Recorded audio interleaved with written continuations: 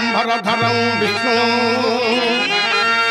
శశివర్ణం చతుర్భుజం ప్రసన్నవదనం ధ్యాయేత్ సర్వవిఘ్నోపశాంతయే అగజానన పద్మార్కం గజానన మహర్నిశం భక్త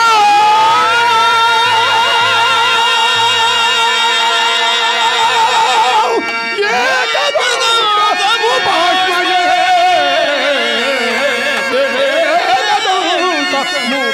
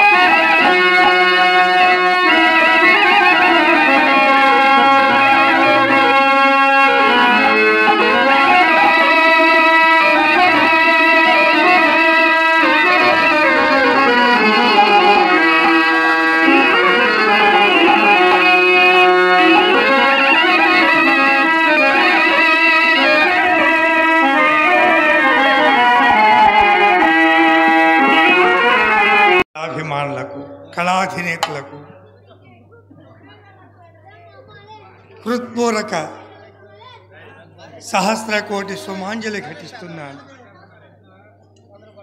ఈరోజు మా అన్నగారైన పోలవరపు వెంకట కోటయ్య గారి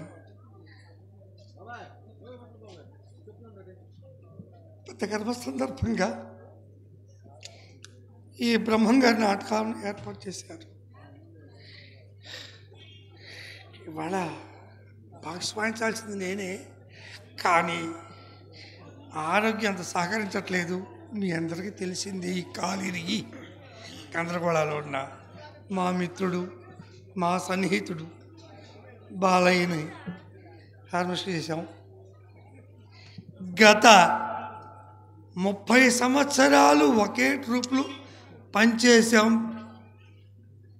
మా కిలానటు బసవయ్య గారు, నేను.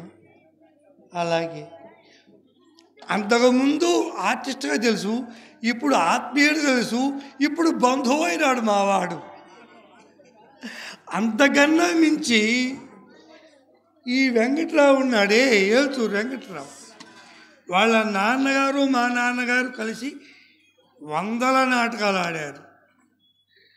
మావాడు కూడా నాకు రిహార్సల్స్లో సహకరించాడు, చేశాడు. అందరూ తెలిసిన వాళ్ళే. నాటకం బాగుంటుంది.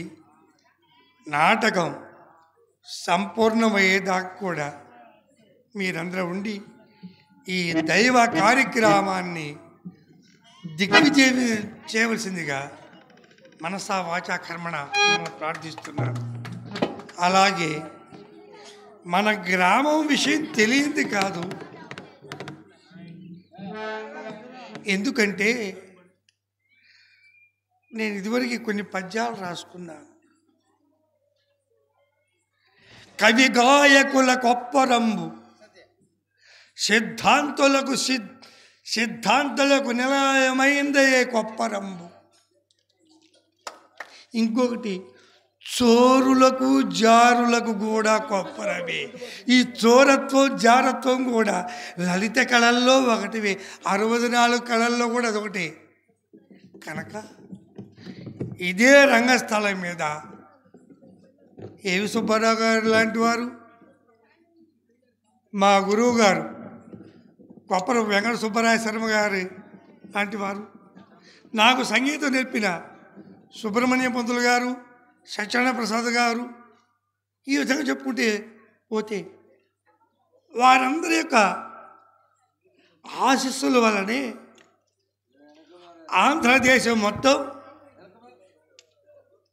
ఆంధ్రదేశం మొత్తం తిరుగుతూ ఒక పంతులు గారిగా చిన్న పేరు తెచ్చుకున్నాను. ఇవాళ ఈ యొక్క దైవయజ్ఞాన్ని మన గ్రామం యొక్క పరువు ప్రతిష్టలు నిలబెడుతూ అందరూ సంపూర్ణంగా చూసి దిగ్విజయం చేసిందని ప్రార్థిస్తూ సెలవు తీసుకుంటున్నాను.